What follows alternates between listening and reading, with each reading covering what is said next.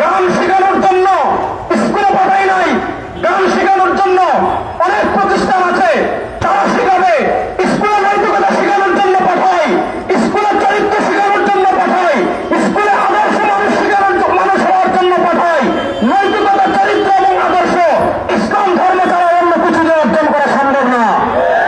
সুতরাং আমরা স্পষ্ট ভাষায় বলি, গানের শিক্ষক নিয়োগের প্রজ্ঞাপন বাতিল করতে হবে এবং সকল প্রাথমিক বিদ্যালয়ে ধর্মীয় শিক্ষক নিয়োগ বাধ্যতামূলক করতে হবে।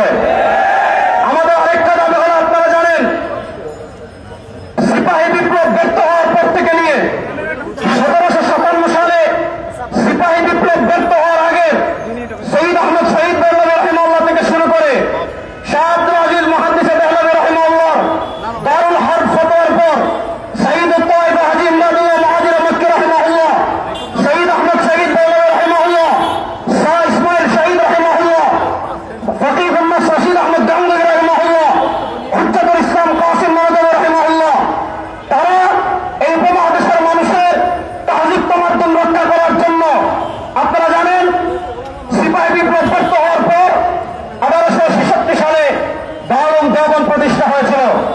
বাংলাদেশে দারুল দেওবন্দকে সামনে রেখে অনেক কওমি মাদ্রাসা আছে যারা এদেশের ইসলাম তাহজিব তামাদ্দুনের অন্যতম পাহারাদার। আপনারা জানেন আমাদের দেশের দাওরা হাদিসকে মাস্টার্সের স্বীকৃতি দেওয়া হয়েছে, আমাদের দেশের কওমি মাদ্রাসার সনদকে রাষ্ট্রীয় স্বীকৃতি দেওয়া হয়েছে। আমি সব জায়গায় বলি, আমাদের স্বীকৃতি এটা একটা কলাপাতা, কলাপাতারও দাম আছে। কলাপাতা দিয়ে মসজিদে অনেক সময় সিন্নি নেওয়া যায়, কিন্তু কওমি